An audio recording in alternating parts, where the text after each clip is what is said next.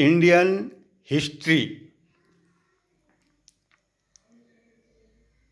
सन 1776 में मनुस्मृति का अंग्रेजी अनुवाद एक कोड ऑफ जेंटू लॉज के नाम से कराया गया। दूसरा, प्राचीन कानूनों और रीति रिवाजों को समझने के लिए 1784 में कलकत्ता में एशियाटिक सोसाइटी ऑफ बंगाल की स्थापना हुई।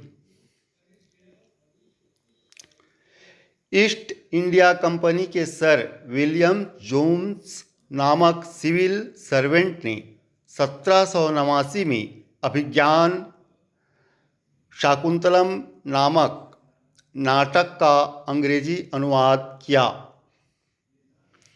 भगवत गीता का अंग्रेजी अनुवाद 1785 में विल्किंस ने किया।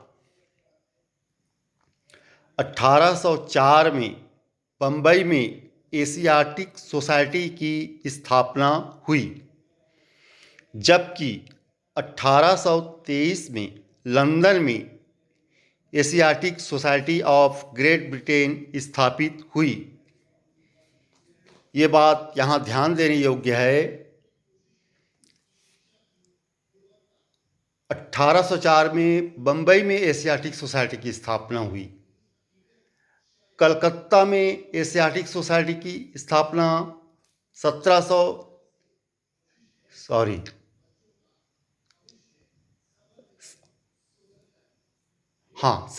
कलकत्ता में 1784 में एशियाटिक सोसाइटी की स्थापना हुई, जबकि लंदन में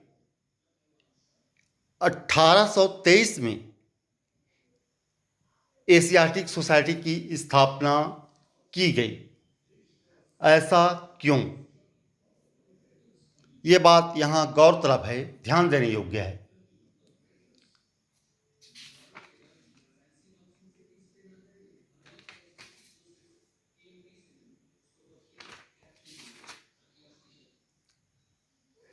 इस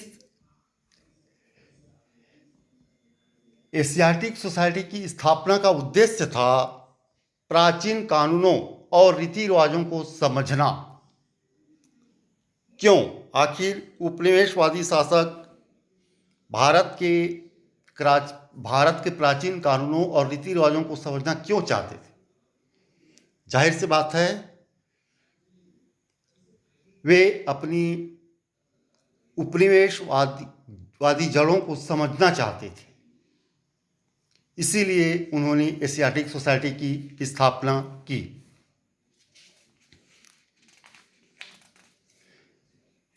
वे अपने भारत में किए गए कुकृत्यों को न्यायोचित ठहराना चाहते थे। इस सोसाइटी के माध्यम से उन्होंने प्राचीन कानूनों, प्राचीन रीति रिवाजों को अध्ययन किया।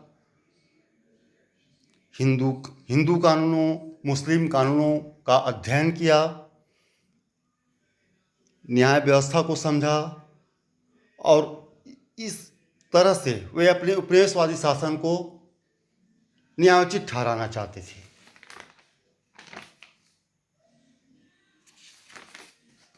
विलियम जोन्स ने यह प्रतिपादित किया कि मूलतः यूरोपीय भाषाएं संस्कृत और ईरानी भाषाओं से मिलती हैं।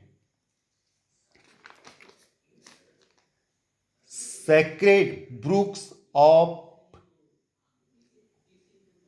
द ईस्ट सीरीज प्राचीन भारतीय धर्म ग्रंथों पर आधारित हैं, जिसका संपादन जर्मनी के विद्वान एफ मैक्स मूलर ने किया था। अर्ली हिस्ट्री ऑफ इंडिया के लेखक विंसेंट आर्थर स्मिथ हैं।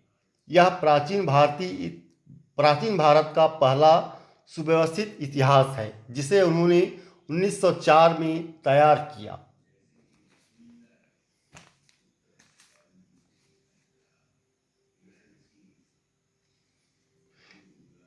यह पुस्तक लगभग 50 वर्षों तक पाठ्य पुस्तक का काम देती रही और आज भी विद्वान लोग इसका उपयोग करते हैं। इतिहास के प्रति स्मिथ की दृष्टि साम्राज्यवादी थी। इंडियन सिविल सर्विस के निष्ठावान सदस्य के रूप में उन्होंने भारत में विदेशियों की भूमिका को उजागर किया है। उनकी इसमें भारत को एक स्वेच्छाचारी शासन वाला देश कहा गया है, जिसे ब्रिटिश शासन की स्थापना से पहले कभी राजनीतिक एकता का अनुभव नहीं हुआ था। उन्होंने लिखा है, सारतः भारत शासन का स्वरूप एकमात्र तानाशाही है, जिससे भारतीय इतिहास के विद्वान को मतलब है। सारांश यह है कि ब्रिटिश इतिहासज्ञों ने भारतीय न्याय इतिहास की जो व्याख्या की है, उसका लक्ष्य था भारत के चरित्र और उपलब्धियों को नीचा दिखाना और विदेशी शासन को न्यायोचित ठहराना। इनमें कई निष्कर्ष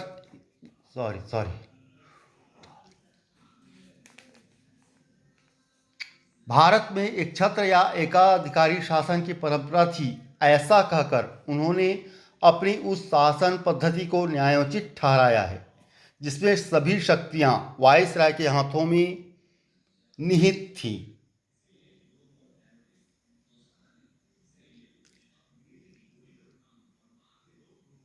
वे भारतवासी जिन्हें अतीत में स्वशासन का कभी अनुभव ही नहीं रहा, भला वर्तमान काल में अपना शासन कैसे स्वयं कर पाएंगे। ऐसे सभी निष्कर्षों की भीतरी नियत यही दिखाना था कि भारतवासी अपना शासन करने में असमर्थ हैं।